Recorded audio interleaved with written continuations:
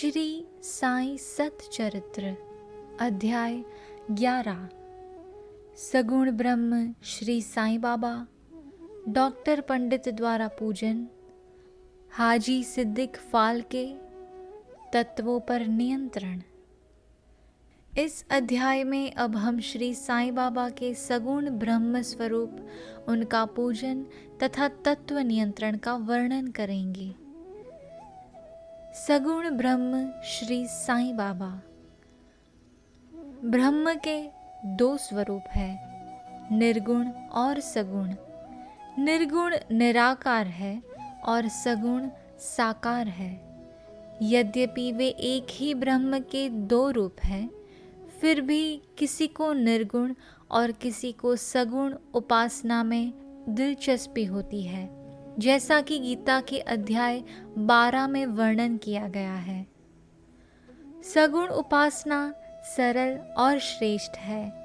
मनुष्य स्वयं आकार में यानी कि शरीर, इंद्रिय आदि में है, इसलिए उसे ईश्वर की साकार उपासना स्वभावतः ही सरल है। जब तक कुछ काल सगुण ब्रह्म की उपासना न की जाए, तब तक प्रेम और भक्ति में वृद्धि ही नहीं होती। सगुणोपासना में जैसे जैसे हमारी प्रगति होती जाती है, हम निर्गुण ब्रह्म की ओर अग्रसर होते जाते हैं। इसलिए सगुण उपासना से ही श्री गणेश करना अति उत्तम है। मूर्ति, वेदी, अग्नि, प्रकाश, सूर्य, जल और ब्राह्मण आदि सप्त उपासना की वस्तुएं होते हुए भी सद्गुरु ही इन सब में श्रेष्ठ है। श्री साईं का स्वरूप आंखों के सन्मुख लाओ, जो वैराग्य की प्रत्यक्ष मूर्ति और अनन्य शरणागत भक्तों के आश्रय दाता है। उनके शब्दों में विश्वास लाना ही, आसन और उनके पूजन का संकल्प करना ही समस्त इच्छाओं का त्याग है। कोई कोई श्री साईं बाबा की गणना भगवत भक्त अथवा एक महाभागवत यानी कि महान भक्त में करते थे या करते हैं, परंतु हम लोगों के लिए तो वे ईश्वर अवतार है। वे अत्यंत क्षमाशील, शांत, सरल और संतुष्ट थे, जिसकी कोई उपमा ही नहीं दी जा सकती। यद्यपि वे शरीरधारी थे, पर यथार्थ में निर्गुण, निराकार, अतंत और नित्य मुक्त थे। गंगा नदी समुद्र की ओर जाती हुई मार्ग में ग्रीष्म से व्यथित अनेकों प्राणियों को शीतलता पहुंचाकर आनंदित करती, फसलों और वृक्षों का जीवन दान देती और जिस प्रकार प्राणियों की क्षुधा शांत करती है, उसी प्रकार श्री साईं संत जीवन व्यतीत करते हुए भी दूसरों को सांत्वना और सुख पहुंचाते हैं। भगवान श्री कृष्ण ने कहा है, संत ही मेरी आत्मा है, वे मेरी जीवित प्रतिमा और मेरे ही विशुद्ध रूप हैं। मैं स्वयं वही हूँ। ये अवर्णनीय शक्तियाँ, यह ईश्वर की शक्ति जो कि सत, चित और आनंद है, शिरडी में साईं रूप में अवतीर्ण हुई थी। श्रुति यानी कि तैत्तिरीय उपनिषद में ब्रह्म को आनंद कहा गया है। अभी तक यह विषय केवल पुस्तकों में पढ़ते और सुनते थे, परंतु भक्तगण ने शिरडी में इस प्रकार का प्रत्यक्ष आनंद पा लिया है।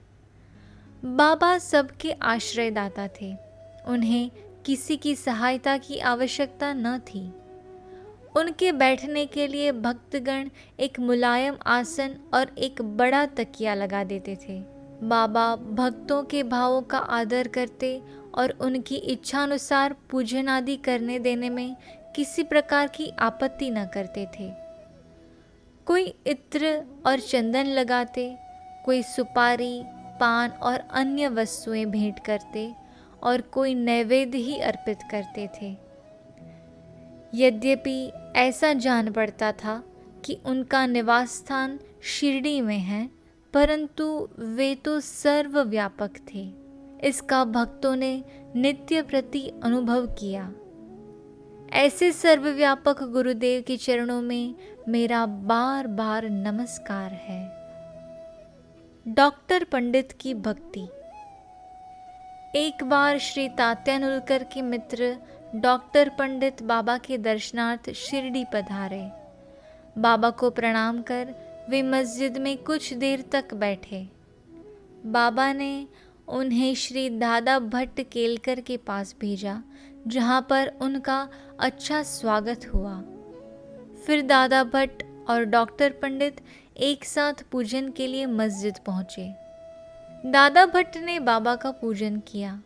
बाबा का पूजन तो प्रायः सभी किया करते थे, परंतु अभी तक उनके शुभ मस्तक पर चंदन लगाने का किसी ने भी साहस नहीं किया था। केवल एक महालसा पति ही उनके गले में चंदन लगाया करते थे। डॉक्टर पंडित ने पूजन की थाली में से चंदन लेकर बाबा के मस्तक पर त्रिपुंडाकार लगाया। लोगों ने महान आश्चर्य से देखा कि बाबा ने एक शब्द भी नहीं कहा। संध्या समय दादा भट्ट ने बाबा से पूछा, क्या कारण है कि आप दूसरों को तो मस्तक पर चंदन नहीं लगाने देते, परंतु डॉक्टर पंडित को आपने कुछ भी नहीं कहा? बाबा कहने लगे, डॉक्टर पंडित ने मुझे अपने गुरु श्री रघुनाथ महाराज दोपेश्वरकर, जो कि काका पुराणिक के नाम से प्रसिद्ध है, के ही समान समझा और अपने गुरु को वे जिस प्रकार चंदन लगाते थे उसी भावना से उन्होंने मुझे चंदन लगाया। तब मैं कैसे रोक सकता था?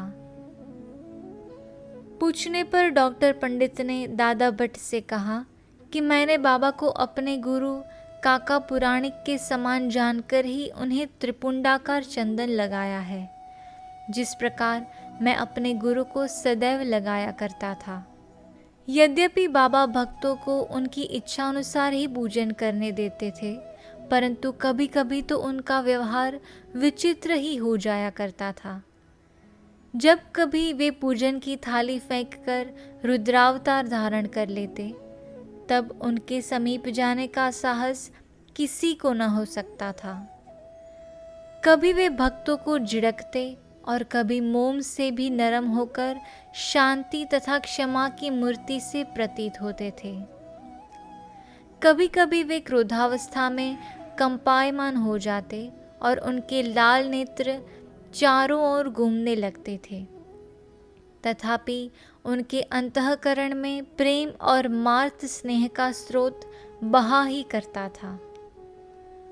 भक्तों को बुलाकर वे कहा करते थे कि उन्हें तो कुछ ज्ञात ही नहीं है कि वे कब उनके ऊपर क्रोधित हुए।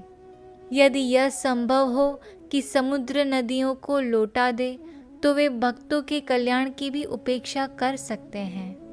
वे तो भक्तों के समीप ही रहते हैं, और जब भक्त उन्हें पुकारते हैं तो वे तुरंत ही उपस्थित हो जाते हैं। वे तो सदा भक्तों के प्रेम के भूखे हैं। हाजी सिद्दीक फाल्के। यह कोई नहीं कह सकता था कि कब श्री साईं बाबा अपने भक्त को अपना कृपा पात्र बना लेंगे। यह उनकी इच्छा पर निर्भर था।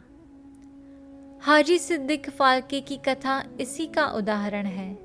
कल्याण निवासी एक यवन जिनका नाम सिद्दीक फाल्के था, मक्का शरीफ की हज करने के बाद शिरडी आए। वे चावड़ी में उत्तर की ओर रहने लगे। वे मस्जिद के सामने खुले आंगन में बैठा करते थे।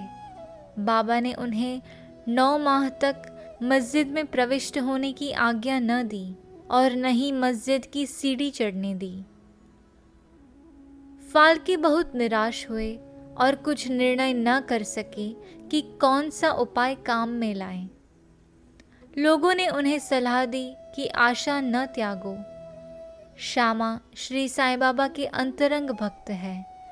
तुम उनके ही द्वारा बाबा के पास पहुंचने का प्रयत्न करो। जिस प्रकार भगवान शंकर के पास पहुंचने के लिए नंदी के पास जाना आवश्यक होता है, उसी प्रकार बाबा के पास भी श्यामा के द्वारा ही पहुंचना चाहिए। फाल्के को यह विचार उचित प्रतीत हुआ और उन्होंने श्यामा से सहायता की प्रार्थना की। श्यामा ने भी आश्वासन दे दिया और अवसर पाकर वे बाबा से इस प्रकार बोले कि बाबा, आप उस बूढ़े हाजी को मस्जिद में किस कारण नहीं आने देते? अनेक भक्त स्वेच्छापूर्वक आपके दर्शन को आया जाया करते हैं। कम से कम एक बार तो उसे आशीष दे दो। बाबा बोले, श्यामा, तुम अभी नादान हो। यदि फकीर यानी कि अल्लाह नहीं आने देता है तो मैं क्या करूं? उनकी कृपा के बिना कोई भी मस्जिद की सीढ़ियां नहीं चढ़ सकता। अच्छा, तुम उससे पूछ आओ कि क्या वह 12वीं कुएं की निचली पगडंडी पर आने को सहमत है। श्यामा स्वीकारात्मक उत्तर लेकर पहुंचे। फिर बाबा ने पुनः श्यामा से कहा कि उसे फिर पूछो कि क्या वह मुझे 4 किश्तों में 40,000 रुपये देने को तैयार है। फिर श्यामा उत्तर लेकर लौटे कि आप कहें तो मैं 40 लाख रुपए देने को तैयार हूँ। मैं मस्जिद में एक बकरा हलाल करने वाला हूँ। उससे पूछो कि उसे क्या रुचिकर होगा, बकरे का मांस, नाद या अंडकोश। श्यामा यह उत्तर लेकर लौटे कि यदि बाबा के भोजन पात्र में से एक ग्रास भी मिल जाए तो हाजी अपने को सौभाग्यशाली समझेगा। यह उत्तर पाकर बाबा उत्तेजित हो गए और उन्होंने अपने हाथ से मिट्टी का बर्तन यानी कि पानी की गागर उठाकर फेंक दी और अपनी कफनी उठाए हुए सीधे हाजी के पास पहुँचे। वे उनसे कहने लगे कि व्यर्थ ही नमाज क्यों पढ़ते हो, अपनी श्रेष्ठता का प्रदर्शन क्यों करते हो, यह वृद्ध हाजियों के समान वेशभूषा तुमने क्यों धारण की है? क्या तुम कुरान शरीफ का इस प्रकार पठन करते हो? तुम्हें अपने मक्का हज का अभिमान हो गया है, परंतु तुम मुझसे अनभिज्ञ हो। इस प्रकार डांट सुनकर हाजी घबरा गया। बाबा मस्जिद को लौट आए और कुछ आमों की टोकरियां खरीदकर हाजी के पास भेज दी। वे स्वयं ही हाजी के पास गए और अपने पास से 55 रुपए निकालकर हाजी को दिए। इसके बाद से ही बाबा हाजी से प्रेम करने लगे तथा अपने साथ भोजन करने को बुलाने लगे। अब हाजी भी अपनी इच्छानुसार मस्जिद में आने जाने लगे। कभी कभी बाबा उन्हें कुछ रुपये भी भेंट में दे दिया करते थे। इस प्रकार हाजी बाबा के दरबार में सम्मिलित हो गए। बाबा का तत्वों पर नियंत्रण। बाबा के तत्व नियंत्रण की 2 घटनाएं के उल्लेख के साथ ही यह अध्याय समाप्त हो जाएगा। एक बार संध्या समय शिरडी में भयानक झंझावात आया। आकाश में घने और काले बादल छाए हुए थे। पवन झकोर रहा था। बादल गरज रहे थे और बिजली चमक रही थी। मूसलाधार वर्षा प्रारंभ हो गई। जहां देखो वहां जल ही जल दृष्टिगोचर होने लगा। सब पशु पक्षी और शिरडीवासी अधिक भयभीत होकर मस्जिद में एकत्रित हुए। शिरडी में देवियां तो अनेकों हैं, परंतु उस दिन सहायतार्थ कोई न आई। इसलिए सभी ने अपने भगवान साईं से, जो भक्ति के ही भूखे थे, संकट निवारण करने की प्रार्थना की। बाबा को भी दया आ गई और वे बाहर निकल आए। मस्जिद के समीप खड़े होकर उन्होंने बादलों की ओर दृष्टि कर गरजते हुए शब्दों में कहा कि बस शांत हो जाओ। कुछ समय के बाद ही वर्षा का जोर कम हो गया और पवन मंद पड़ गई तथा आंधी भी शांत हो गई। आकाश में चंद्रदेव उदित हो गए। तब सब लोग अति प्रसन्न होकर अपने अपने घर लौट आए। दूसरी, एक अन्य अवसर पर मध्याह्न के समय धूनी की अग्नि इतनी प्रचंड होकर जलने लगी कि उसकी लपटें ऊपर छत तक पहुंचने लगी। मस्जिद में बैठे हुए लोगों की समझ में न आता था कि जल डालकर अग्नि शांत कर दें अथवा कोई अन्य उपाय काम में लाएं। बाबा से पूछने का साहस भी कोई नहीं कर पा रहा था, परंतु बाबा शीघ्र परिस्थिति को जान गए। उन्होंने अपना सटका उठाकर सामने के खंभे पर बलपूर्वक प्रहार किया और बोले, नीचे उतरो और शांत हो जाओ। सटके की प्रत्येक ठोकर पर लपटें कम होने लगी और कुछ मिनटों में ही धुनी शांत और यथापूर्वक हो गई। श्री साईं ईश्वर के अवतार है। जो उनके सामने नत होकर उनके शरणागत होगा, उस पर वे अवश्य कृपा करेंगे। जो भक्त इस अध्याय की कथाएं प्रतिदिन श्रद्धा और भक्तिपूर्वक पठन करेगा, उसका दुखों से शीघ्र ही छुटकारा हो जाएगा। केवल इतना ही नहीं, वरन उसे सदैव ही श्री साईं चरणों का स्मरण बना रहेगा और उसे अल्पकाल में ही ईश्वर दर्शन की प्राप्ति होकर उसकी समस्त इच्छाएं पूर्ण हो जाएगी और इस प्रकार वह निष्काम बन जाएगा। श्री सद्गुरु साईनाथार्पणमस्तु। शुभम भवतु।